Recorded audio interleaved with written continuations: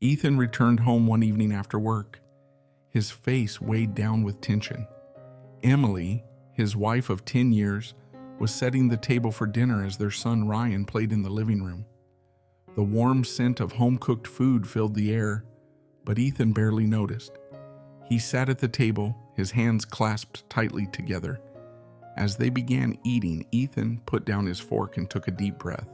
"Emily," he began, his voice trembling slightly, "there's something I need to tell you." Emily paused, her hand hovering over her plate. The concern in her eyes deepened as she studied his expression. "What is it?" she asked softly, though her heart raced with unease. Ethan looked down, unable to meet her gaze. "I want a divorce," he said, his words heavy and final. Emily's hand shook and the fork slipped from her fingers, clattering onto the plate. "Why?" she asked, her voice breaking. Ethan hesitated, unwilling to confess the truth. He had fallen for Claire, a colleague from work. Instead, he mumbled, "I just don't think we're happy anymore." Emily's calm demeanor shattered. Slamming her fork onto the table, she yelled, "You're giving up on us so easily? After everything we've been through?" Tears streamed down her face, but Ethan remained silent, staring at the floor. That night, the house was heavy with silence. They slept on opposite sides of the bed, the gulf between them more than just physical. The next morning, Ethan presented Emily with divorce papers. "I want you to have the house, the car, and a portion of my savings," he said, trying to sound magnanimous. Emily stared at the documents, her expression unreadable. Then, to Ethan's surprise, she tore them in half. 10 years, she whispered, her voice quivering with pain.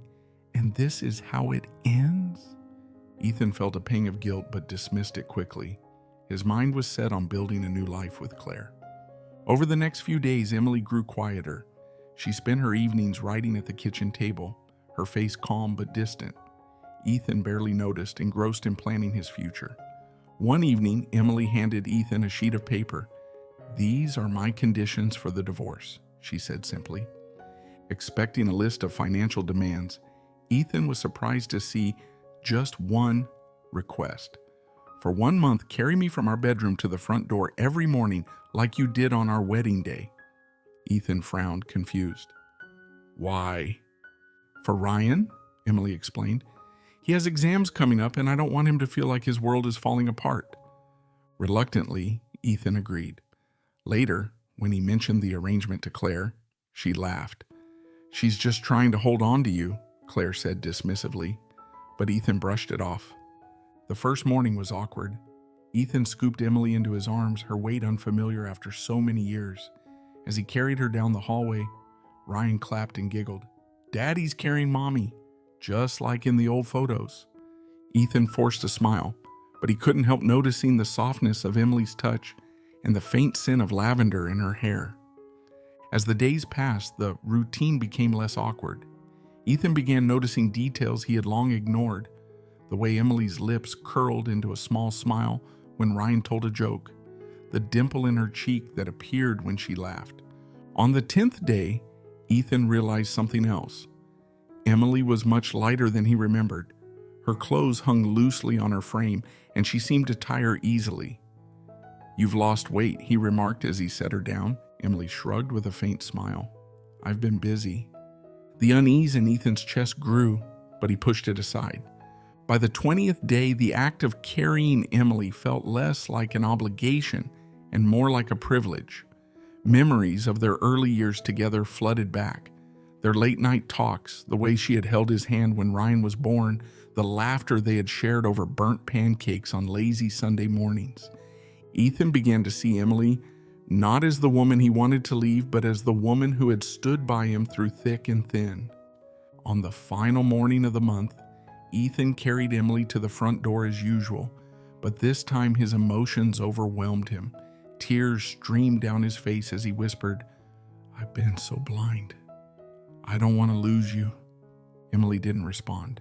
Instead, she hugged Ryan tightly before retreating to their bedroom. That afternoon, Ethan went to Claire's apartment. "It's over," he told her. "I made a mistake. I need to save my marriage." Claire was furious. "You're choosing her over me? After everything we've planned, she yelled, slamming the door in his face. But Ethan didn't care. For the first time in months, he felt clarity. He bought a bouquet of Emily's favorite flowers and rushed home, ready to apologize and rebuild their life together. When Ethan arrived, the house was eerily quiet. "Emily," he called out. He found her lying in bed, her face peaceful but pale. She had passed away in her sleep.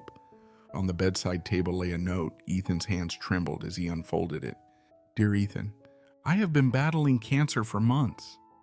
I didn't tell you because I didn't want our last days together to be filled with pity or anger.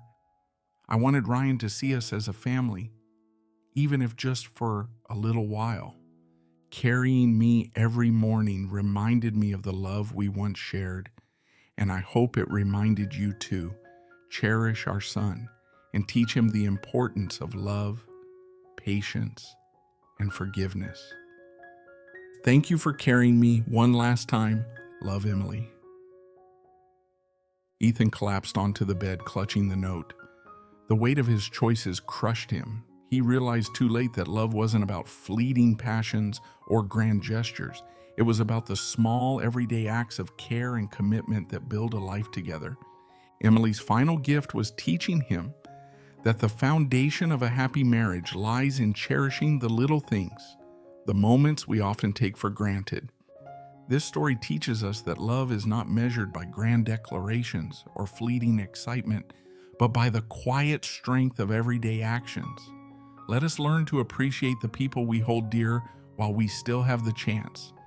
If you've ever experienced similar stories in your life, don't hesitate to share your thoughts or experiences in the comments below. We would love to hear your story.